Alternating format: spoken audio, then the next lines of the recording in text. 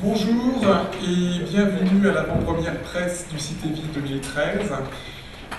Juste quelques mots d'introduction pour vous présenter ce que nous allons faire aujourd'hui et puis les différents intervenants de ce matin.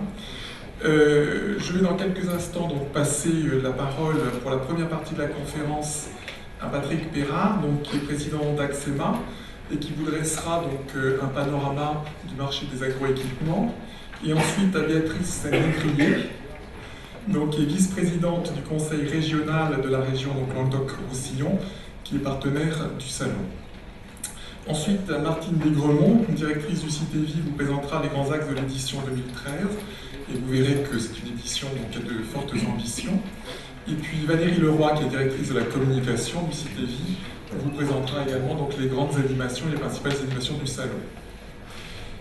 Ensuite, le grand moment, nous présenterons les tendances et lauréats du palmarès de l'innovation 2013 et ce que feront Hervé Pluvinage, qui est président... Henri Pluvinage, je prie de m'excuser. Donc je ne lis plus mon papier. Qui est président du Centre technique interprofessionnel des fruits et légumes, et Jean-Pierre Van Rieskensveld, qui est directeur général de l'Institut français de la vigne et du vin. Voilà, après cette première partie, nous pourrons, pour tous ceux qui le désirent, échanger, partager autour d'un cocktail déjeunatoire, et puis ensuite à 13h30 précise, nous partirons pour les deux visites que nous vous proposons au choix. L'une d'entre elles est celle du château Puech-Haut, et l'autre celle du CEHM à Massillargues. Mais tout d'abord, et tout de suite, je laisse la parole à Patrick Perrard, président d'Axema. Bonjour à toutes et à tous. Oui, tout le monde, ça marche bien, il n'y a pas de problème. Alors merci d'être présent avec nous aujourd'hui. Je vois que la salle est comble et ça fait vraiment plaisir. Un petit mot sur Axema, je pense que tout le monde connaît. C'est le syndicat, depuis très peu de temps d'ailleurs, c'est le syndicat des industriels de l'agroéquipement et des espaces verts. Alors sont compris évidemment les constructeurs en général, de matériel agricole, de matériel viticole, de matériel maraîchage, ainsi de suite, élevage bien sûr, et tout ce qui concerne l'entretien des espaces verts. Nous sommes depuis très longtemps copropriétaires du salon CIMA et CITEVI, et c'est pourquoi je suis là aujourd'hui. Alors rapidement, je vais vous présenter quelques chiffres de l'agroéquipement. Vous voyez que aujourd'hui, le marché, alors on va parler des chiffres 2012 et des tendances 2013, puisque 2013 n'est pas terminé. Le marché des agroéquipements en France, c'est 5,4 milliards d'euros de chiffre d'affaires. La production française, elle est de 4,3 milliards, soit 3 milliards qui sont exportés vers tous les pays d'Europe et du monde. Et les importations jouent une part importante puisqu'elles sont de 4,1 milliards d'euros. Alors vous voyez qu'il y a une petite flèche avec une augmentation du marché sur le premier semestre 2013 qui est de 17%. Alors ça concerne bien évidemment l'ensemble des constructeurs de machinisme agricole. Alors pour revenir un petit peu plus proche de la filière viticulture et arboriculture, le contexte, on ressent un léger décrochage sur la production des machines à vendanger. Pourquoi? Je pense qu'il y a trois questions qu'on se pose aujourd'hui. C'est peut-être une délocalisation de la production des machines à vendanger. C'est aussi un printemps difficile, puisqu'on a eu une météo, on va dire, exécrable pendant un bon moment. Et une filière qui rencontre quand même de nombreuses difficultés, même si c'est assez segmenté. Il y a énormément de métiers au travers de la filière, mais qui connaissent quand même des difficultés dans certains secteurs. Voilà ce que je peux dire sur aujourd'hui le contexte qui concerne la viticulture et l'arboriculture. Pour les IMAT, c'est le slide d'après. Donc sur janvier à août, les tracteurs enjambeurs ont fait moins 11%, Les tracteurs vignes et vergers ont fait plus 2%. Et les automoteurs de récolte ont fait plus 13,5%. Voilà ce que j'avais à dire sur l'ensemble de la production de machinisme viticole et arboriculture sur le début de l'année 2013. Merci. Merci beaucoup Patrick Bérard. Je vais laisser la parole donc à Madame Lévrier de la région, du Conseil régional. Merci. Alors bonjour à tout le monde.